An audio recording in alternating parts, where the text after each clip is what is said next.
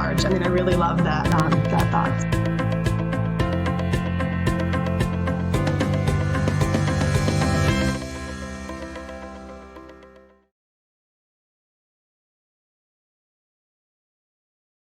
Today's episode of Airing Addiction. I'm Lisa Blanchard, and I have Catherine Collins here, and we're very, very fortunate to have with us today attorney Rick Dyer and his fantastic recovery coaches who are actually working in his practice. So we've got a lot of great things to talk about today, and a lot of great topics. So I hope you stick with us. Yes, thank you so much. It's such a pleasure to have Rick. I've known Rick for quite a while, and I would like to introduce Rick and Stephanie and Mary Kate, the team at RJD Law, who specializes in recovery. And Rick, maybe to start, you could tell us just a little bit about your history, what brought you into recovery in the first place, and then we can sort of move into a few questions along the way. Yeah, it's been a while, but I haven't forgotten. I remember, and I have three sisters that constantly remind me how bad it was. But, it was all meant to be for me, and I did suffer from addiction. I started with marijuana and other drugs. And by the age of 15, I was shooting heroin. And back then it was a little different, and a little different, but the same. It brought us to places we shouldn't have been. And back then when you were arrested with possession of heroin, or, usually connected with some other crime or some other behavior. So you went to jail. And, there was a lot of us in jail, and there weren't a lot of treatment programs around at the time, but they had just started coming in. The right to rehabilitation came in 1972. And places, the Hope House was around. There was a couple of other houses around like that. And so we were opting off, selfishly, I would opt for treatment as opposed to jail, only just not to go to jail. So, but you know what, I believe today, everything I did, every meeting I went to, every halfway house I went to, and there were plenty of them, worked for me. That day came, and, and I was given that gift of desperation. I was available for that because of the things I heard, whether it was at AA meetings in jail, whether it was meetings at the halfway houses. But I had suffered greatly from addiction, and so did my family and community. Let's not forget, the families and the communities that suffer from this. And, they tried hard. Everybody wanted to fix me. Everybody wanted to do something. And, they really didn't know, and I always say that today is like, little did we know. I had no idea that shooting heroin was going to end up doing to me what it did to me and all the people in my community, whether it was, Jimmy or Wally, all the people we grew up with that were addicted. It was so bad back then, not bad, but, the treatment models were a little different. They were, I went to one treatment center where heroin addicts were on one side of the building and alcoholics were on the other side. Then I went to a 12-step, not a 12-step, a therapeutic environment, where they shaved your head, put signs on you, and, to kind of break you, So it was different, and I remember that one that was in the third meal in Roxbury Crossing, and I remember the guy saying to me, "You've been here a month, you're doing really well, you can go home on the weekend, you can't shoot heroin, but you can drink." I was in jail Sunday night. It was different. We were struggling. Everybody was struggling. Parents were definitely struggling because they had no idea this was happening. And the court system didn't know what to do.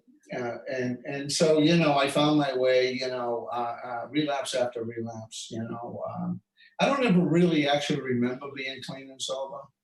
It was like one continuous relapse for me. Because don't forget back then too, we used to go and get methadone prescriptions. So from your doctor.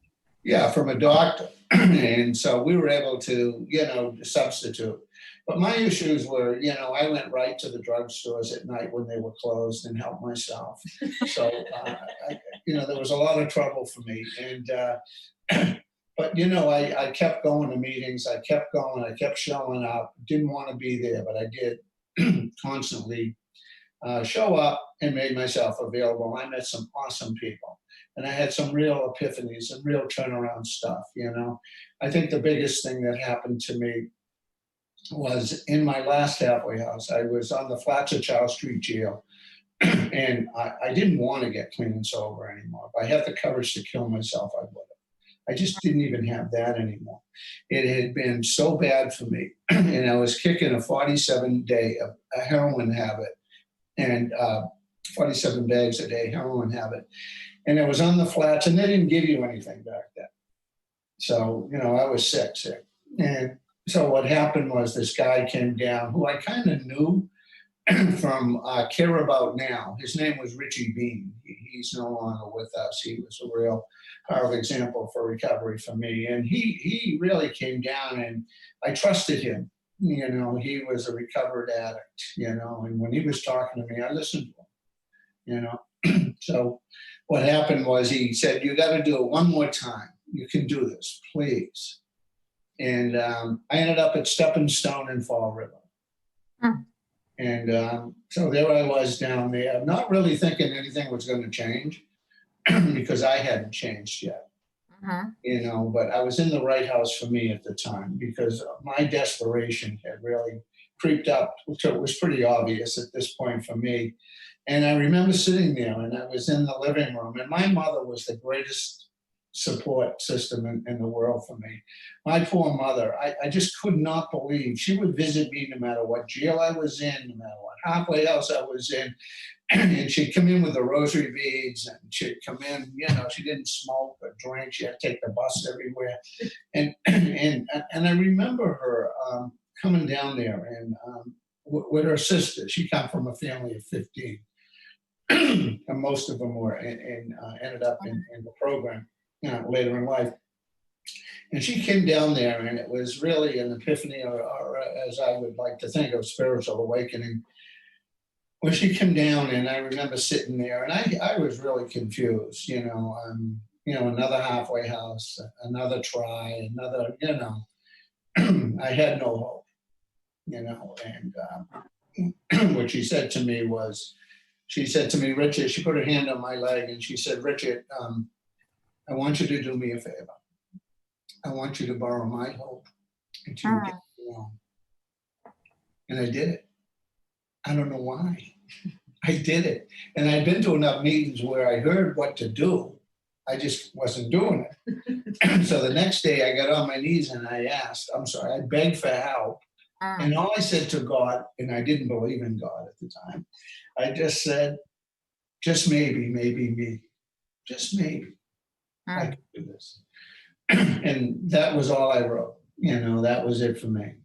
And I met all the right people, all the right at the right meetings, the right sponsor, the right 12-step groups. Everything started happening. My life started to come together. What I was doing, and I didn't know it, was I was replacing, all of my bad behavior, all the bad habits I had, all the bad thinking that I had with better stuff and good stuff. I got a job, first job in my entire life, selling light bulbs. The company name was Torch. So I sold light bulbs, and I was so excited to get a check where they took taxes out because I had never worked and I never knew that whole process. I stole everything that wasn't nailed down. But I did it, and and then I went up to. This was another turning point for me. I was walking down the street there. I'd never been to Fall River in my life. But I walked down the street and I saw these balloons out in front of a building, and I saw people kind of, moving around in front of the stairs. And then all of a sudden, I as an addict, I had really had no fear in that sense. So I went up and wanted to know what they were doing, and if maybe there was something in it for me, like I could rake the leaves or do something, make some bucks, $3. And it was the Home for Little Wanderers. And they said, "Are you here for the Big Brother program?" I said, "Yeah." I mean, I didn't know how not to say yeah, And so I ended up sponsoring and being a big brother to this little kid. He had a family and everything, but their house got washed away in one of the hurricanes in Nantasket. And, you know, this kid taught me so much about life. Hmm. And I say that because in hindsight today, it was because I was becoming available. Hmm. I was becoming Yeah. available. What it triggers for me to ask is like, Lisa, I'm sure you want to jump in about this, but then at some point you realized incarceration wasn't the answer. Like you needed hope. At some point, prison, jails, that wasn't doing it for you. Treatment and then a plan is what really, if I'm asking the question right, like, and that's why you became focused on recovery law in the sense that like I can help them. Jail isn't going to solve the solution, solve the problem. Is that Yeah, that's right. But you know, there's some things we don't do, you know, that we're kind of lost today in the process. Um, that I was very grateful for was the gift of desperation. mm, I mean, you know, we've got to come to some kind of a place where we just don't want to be doing this anymore. And then we got to, you know, line the dots up, and we've got to be able to have people in front of us, you know, that we can trust. So we can listen to learn, to listen.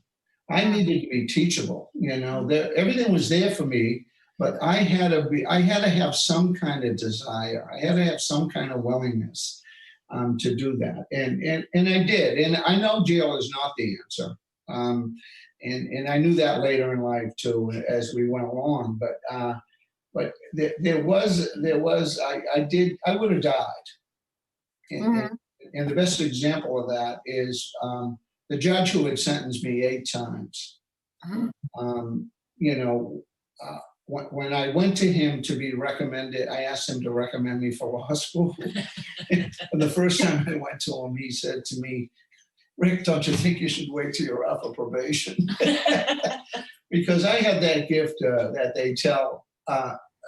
You know, that they talk about in the program and the 12-step program is that, you know, all things were possible, and that meant everything. I believed them.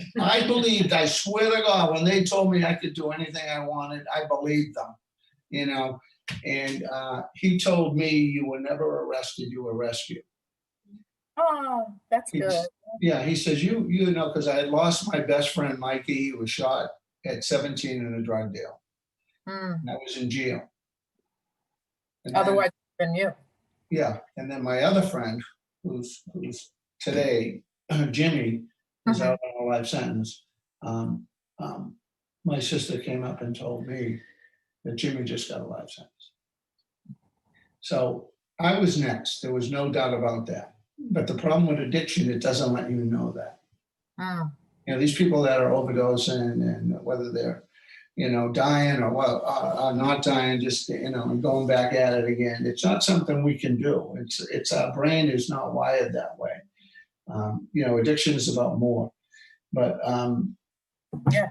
you know, I was happy that judge, you know, kind of schooled me a little bit, and you know, and it was important for me because I did meet so many other people, and I met people that I had this professor in law school that was just unbelievable, man. This guy could see through all of this, and he wasn't an addict either. He was so cool.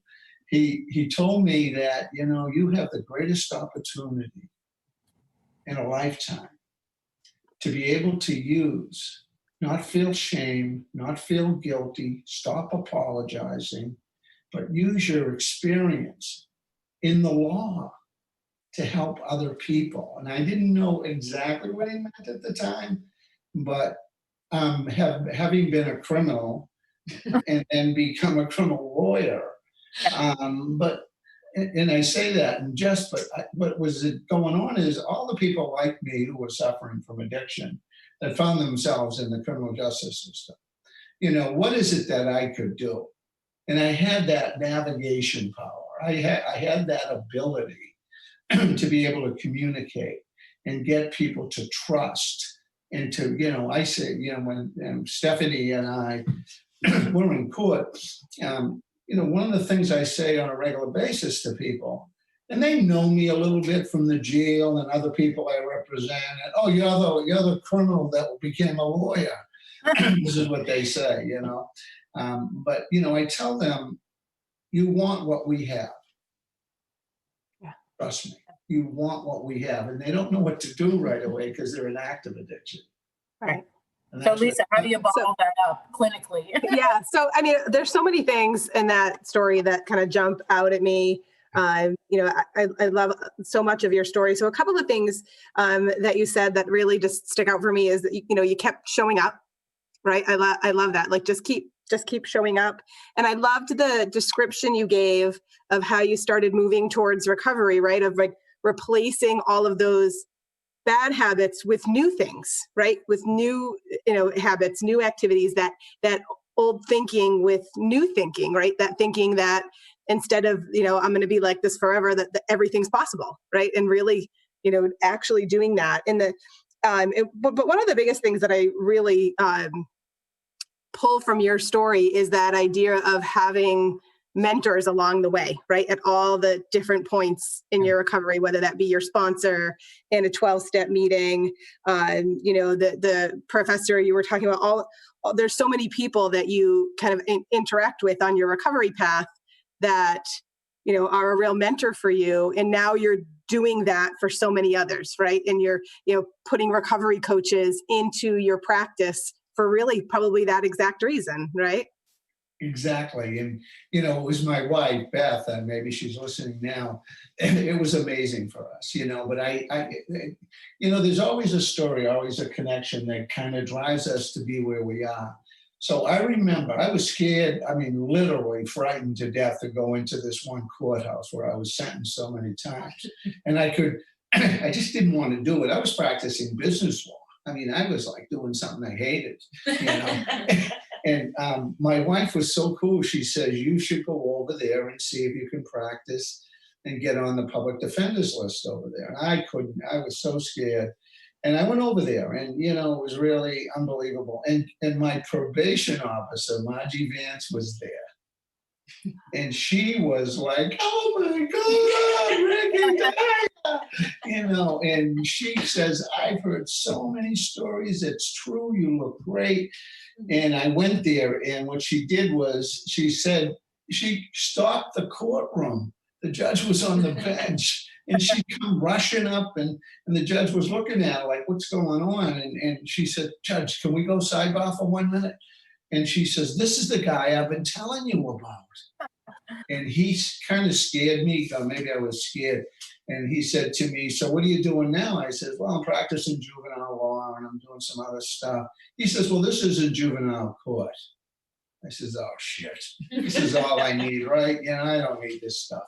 He says, but I heard your story. And it's an honor to have you here. Oh, thanks. This is where the evolution of recovery or sobriety or whatever it is, how we get there, is coming full circle for us.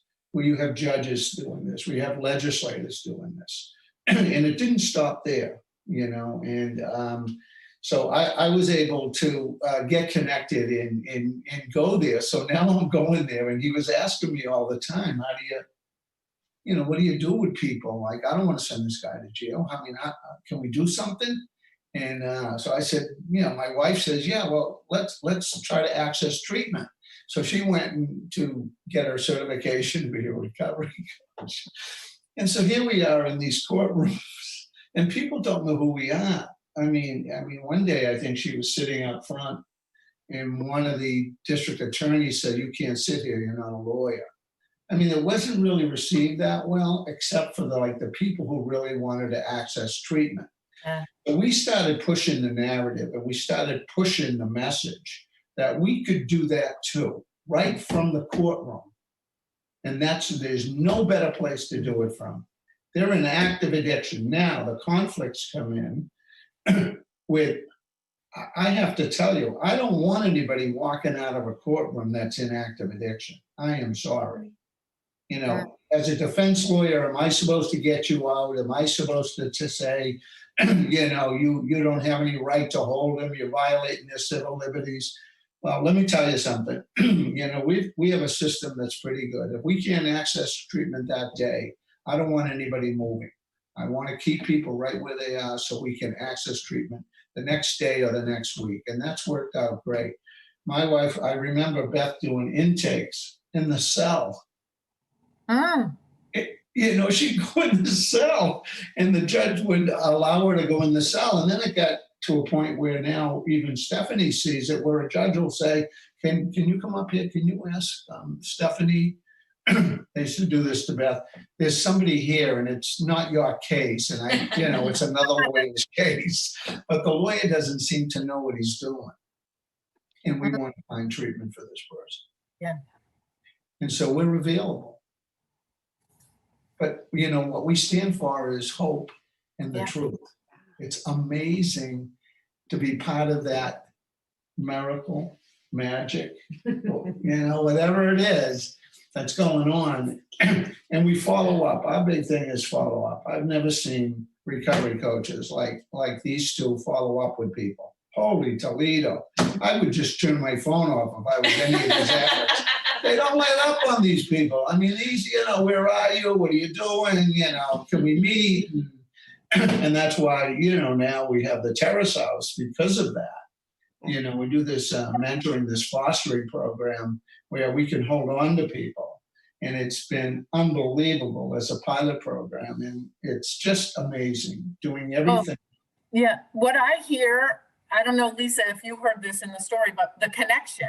The connection is what brought you hope. And then now you have women in this house where you're having women, and the connection is what you're giving them. So, and that's the part that you need to, as a woman in recovery, I know for me, the connection has been what's kept me and so I hear that now by setting up the recovery coaches, people to stay on top of them, because as a new person in recovery, that's what you need. So that you hopefully don't have the 13th or 14th, I mean, you may have 13, 14, 15 times at detox, but hopefully the connection makes it much less. Lisa, did you? Yeah, and the thing that struck me about Rick's story also strikes me about how recovery coaching can really be so effective, especially when you say that they just, are such good at follow-up, right? I mean, that means that they keep showing up for other people, right? So even if they don't necessarily know that they want it or need it right now, the recovery coaches keep showing up and are ready for when you are. Yeah, what I have to say too for the audience is that if people that are listening now, if you're listening to this now, you're connected to recovery. Because recovery is something it's not something we do, it's something we connect to. And once you get that link, to keep that link addiction free takes this process. It's changing the person you were. Nothing changes unless it changes. Yeah. But that's what we want to do. We want to change people to be all they can be and to live on purpose. Because remember, when I say all things are possible, I really mean everything.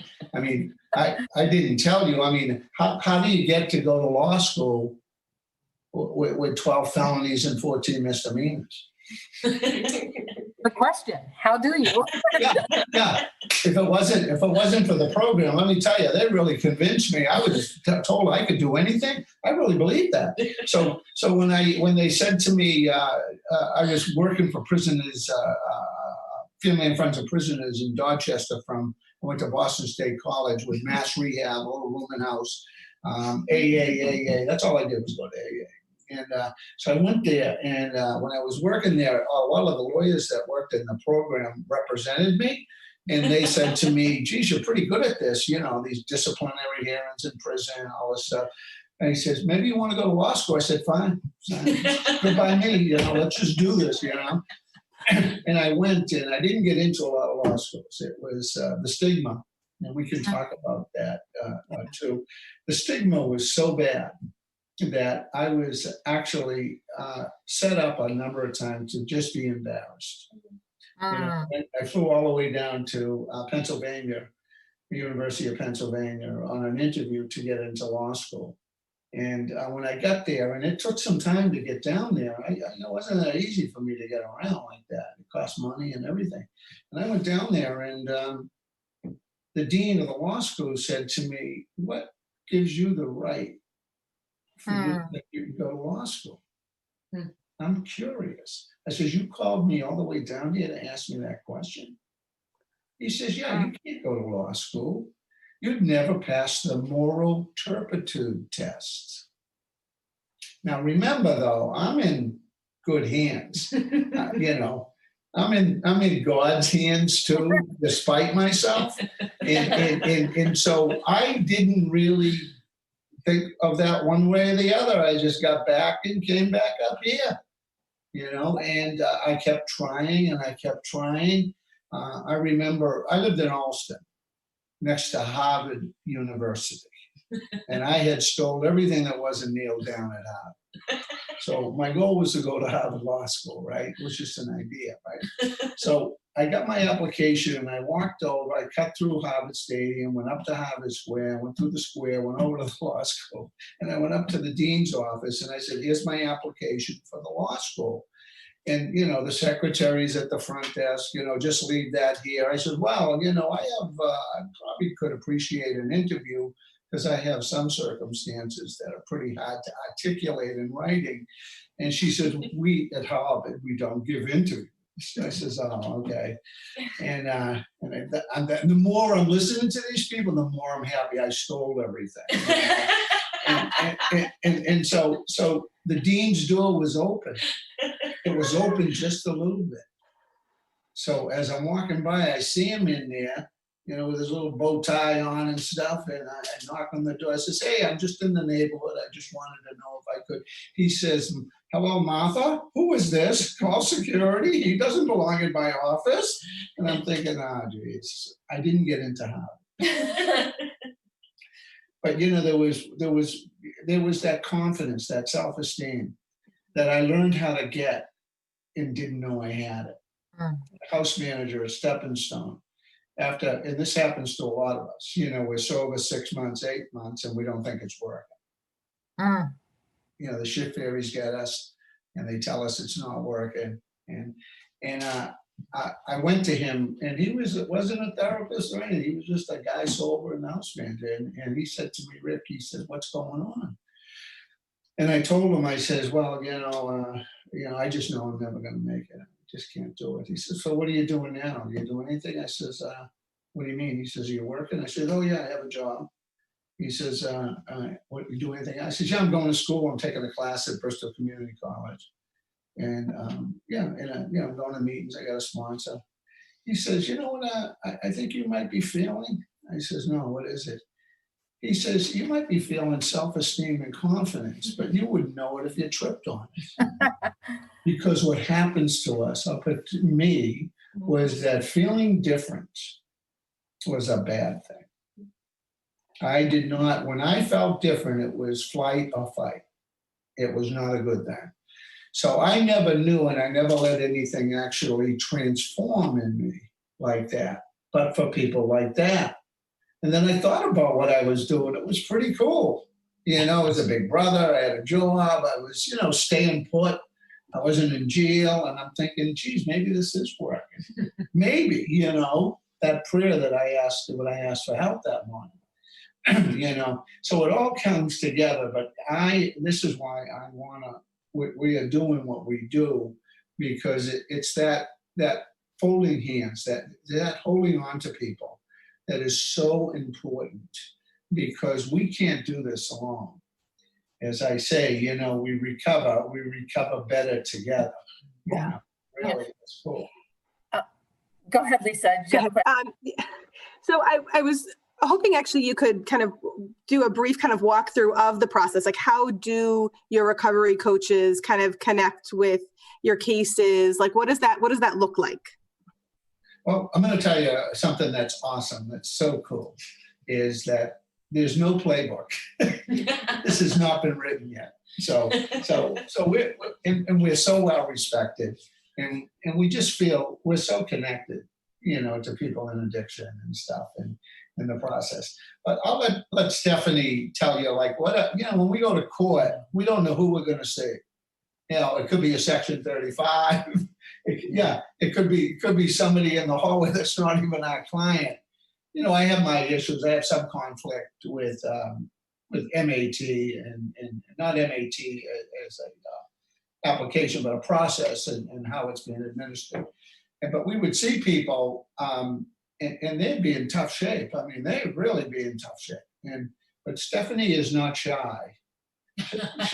She'll go right over to, are you okay? Are you all right there? You know? And I'll let you tell some of the things we're able to do and how we're able to access stuff for people and get connected to their cases. Yeah, I mean, working through the court systems almost every day, like we have built a really strong relationship with court personnel. So they know us, they know what we do, they know what we're capable of. So when we show up to court, it's not just about showing up for that one particular case we may have on for that day. It's about being available for the entire courthouse, probation officers, other families that are coming in who want a section, people that they love and care about and not too sure how to go about doing that. And they'll lead them right down the hallway to Rick or myself or Mary Kate, and it's just about letting people know that they don't have to do this alone, whether or not they're, affected by a family member who's suffering. The community is there for them. And it's not something to be ashamed about. It's not something to be scared about. There are steps that can be taken for that hope that Rick had mentioned, for that dark day to end and for people to have a chance. Because, back to that prayer which Rick had said, it's maybe, just maybe, and all that does is just let, a little light shine through the cracks, and sometimes that's all we need. So being available is it's one of the best things that we can offer to our community, so it's really special.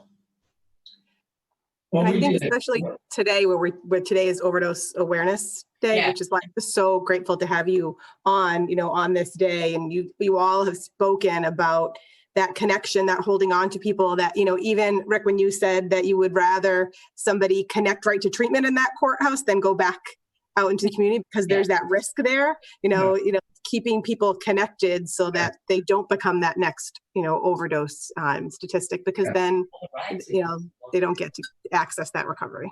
Yeah, we actually give people rides. That's what Stephanie was saying.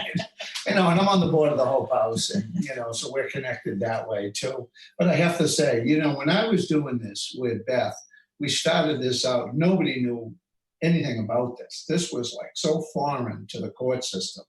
They have their drug courts and all of that, and they're great and they work for some people, but addiction is something you have to access immediately. Mm-hmm. This is not something you say, "Oh, come back tomorrow," Right. So what we did was we were moving right along. It was unbelievable, the recovery coaching in the court system, where we were actually asked by LexisNexis, which is a national legal book publishing company, for a first time ever. And they have not done this in other states, and I don't get it. That's why, we're not as far along as everybody wants to tell us we are. All these people that pay homage to us and say they care, I'm not sure about that. I'm the only one in the United States that writes for LexisNexis. And I read a chapter in the book for strategies for diversion and alternative disposition in substance use, abuse, and addiction cases. Because what I'm bringing to the forefront with lawyers and judges and prosecutors, they have to look at these individuals the way we're looking at them. We have to humanize our people. We have to say, this isn't, and I say it all the time, and I will go to any court. I'm arguing a case before the Supreme Court coming up in October regarding addiction and a particular lawyer who is about to lose his license. But, what we want to do is we want people to understand, as we say, we want people to have what we have. But this isn't like a 9-to-5 job for us. That's the whole thing. The whole thing is unbelievable. And we do it. I do it in New Hampshire with Beth still. We just got to a couple of cases up there, and This is something that has to take hold. Our goal, hopefully, through this chapter, and Beth was the first one who initially started writing this now, and these poor women are stuck with supplementing because, hey, there wasn't a lot of supplement. This was not a chapter you'd really supplement that much because everything stayed the same. Well, it's not the same anymore. The statistics are changing. I don't know about you guys, but I know, in the Hope House, we're down there. Our overdose deaths have increased. Our overdoses have increased. Addiction is run crazy with COVID, and we're really struggling with that stuff. And that's why immediate access is so important. And you guys do a great job about that. I mean, that's where people have to go. You have to give people a safe place and tell them to stop talking to themselves. That's why they come to treatment. Well, that's what, just so that we get to ask all of our questions before we have to close in a few minutes. That's what I was going to say. What I think one of the things we do that Lisa sort of instituted, more important than anything in our treatment. I mean, obviously the treatment is critical because people are suffering from alcoholism and drug, all of that. But I think one of the things that we really do, which speaks to what you do, is aftercare. We don't let people out the door without a plan.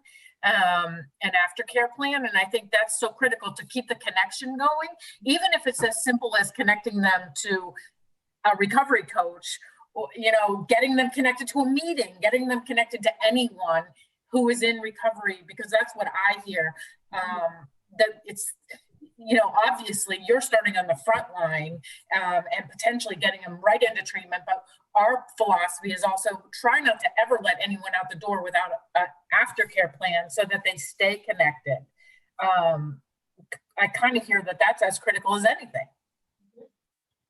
Absolutely. I mean, it's immediate though. It can't be laissez-faire. It can't be, these Section 35s and these people. I mean, who asks somebody whether they think they should be sectioned when they're falling down? They got a black eye, and I mean, it's not like that, And I know there's a fine line. I know you don't want to take people's liberties away. I get all of that. Trust me. I have never had a problem in the 20 years of asking someone to go to treatment where they felt that I was taking their civil liberties away. No, you say that. Yeah, right. Go to treatment, right? And it's that treatment on demand that not even like later today, like right now, can we get you a bed, Yes. An assessment, we do walk-in admissions at all 15 of our outpatients. Yeah. Our inpatient programs are kind of on demand, just show up, right? So kind of back to that, just show up and we'll take care of the rest. Yeah. I mean, one of the things I know we don't use the word, but my Beth had talked about this because we've seen it work in kind of sober living arrangements, was foster recovery. It's never been heard of. It's just an idea that we were kicking around. And what that was, and we had done some of that, where there were people that would live like a foster child, but a person in recovery would be in a house with other people, whether a husband and wife or kids or stuff like that. And they would get to see and experience recovery every single day, whether it was washing dishes, doing laundry. It was always there. We had a client, Beth had a client, and sent this person to a house in Maine.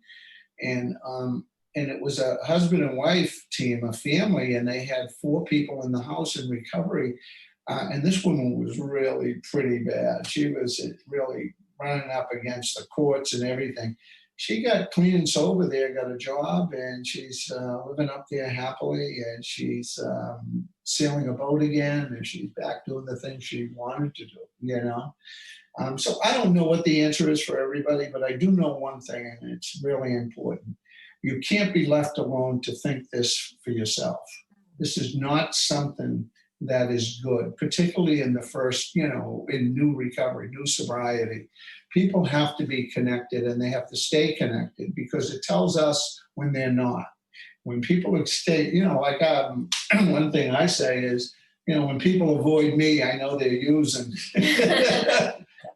Because they're just, it's And when not. they call you, you know they're in trouble. Yeah, right. But I want to just say too, the other thing is, as much, we have a full practice. I try cases. I'm great at it. I love it. It's not about pleading guilty. It's not about any of things like that. For us, what it is about is accessing treatment at every stage of the process, whether it's a clerk's hearing, whether it's arraignment, whether it's post-conviction, whether it's parole, whether it's probation. We don't stop. I was at a conference with some judges, and one of the judges leaned over and said to Judge Donnelly, I hear about this guy Dyer, and Stephanie can tell you the story about East Boston. And he says, "What the heck is he doing, man? I mean, I've heard some pretty good things about him." The judge turned around and told the other judge, he says, "Dyer's a recidivism reducer." That's a compliment. As we wrap up time, I want to make sure that Lisa gets a chance to ask any last minute questions that might be on her mind too. And then we usually end with a few. So go ahead, Lisa. Just really, this being Overdose Awareness Day and that theme that we've talked so much about connection and keeping people connected. To anybody listening kind of right now that either has a loved one, and I know you have experience as a parent as well, what would be your biggest piece of advice to give either someone who is out there, struggling to enter recovery or has a loved one that is? Well, that's not easy. It depends. We know some parents get sicker than the individual sometimes by trying to control everything or trying to enable people or whatever. And all in the name of love, by the way. I'm not, slighting people who care like that. It was very difficult for me. It was very difficult for me with my kids. I had to turn it over to somebody else. I couldn't really do it myself because I knew what worked and it was a struggle, but the main thing is the same thing that we talk about in, Stephanie defines this really well. It's about hope, but hope is an experience. It's not a word. It's not a play on words or anything. It's a real experience, and you can share that, with people. And it don't give up. Because I am so happy that they didn't give up on me, Stephanie, MK, Beth, all the people we know, Kate, all of us, because we gave up on ourselves. It doesn't work that way. But I also can be reached at recoverylaw.us. Oh, okay. It's a real website. Yeah, it's really cool. I don't know if I'm supposed to be doing that, but I really believe that, we want everybody to come with us. We want everybody to have what we have. This is the real deal. I'm not playing with this stuff. And, it's up to us to stand strong and carry this message. That's wonderful. Yeah. I almost think my question is going to be irrelevant because the hope that you offer, we hear it in you, and that's really so inspiring. That's one of the reasons we loved you and wanted to have you on today, is because today's a hard day. Today is a day that so many people are celebrating the loss of a loved one, or celebrating or remembering, and it's like hurtful, and our hearts hurt for those who don't have this hope. But what I hear, is it doesn't have to be that way. What I kind of heard in your story all along is, you had one more try until, today could be the last day for someone, that you never have to try again if you get sober today. And so my question is, typically, is there any inspirational readings or a book that you particularly would like to turn someone to, or podcast that something that inspires you on a daily basis? I kind of like to give wisdom that way. What you just wrapped up was beautiful, so I don't want to take away from that hope that you're giving to families. But if you had any of that daily reading or something, we'd love to. I read the 24-hour book to this day, and I read it faithfully. It's about meditation. It's about thoughts, about great thoughts, and keeping that connection addiction free. And I do read a book. It's a little beat up now. It's not God is the answer, but it's close to that. It's The Wisdom of James Allen. It's a classic works of As a Man Thinketh. And you know, it talks about all of the stuff that, you know, a path to prosperity, to destiny, a way of peace, and how to get there and get outside yourself, you know, because we're our own worst enemies. You know, even 40 years later, clean and sober, I can still be my worst enemy. Yeah. You know? But I have you, I have all of us to be able to Put it make sure together. All in that it doesn't together. happen. Yeah, Mary Kate, Stephanie, Rick, we really, really appreciate your time. Lisa, Thank you so much. Thank you. Thank you, Lisa. Thank you Very so much much. You're appreciate doing a it. great job. I really appreciate that service that you guys do. thank you guys so much. Thank you so much. Wonderful having you on our show. Thanks, All guys. right. Thank you. Yeah. Thanks so much. Bye.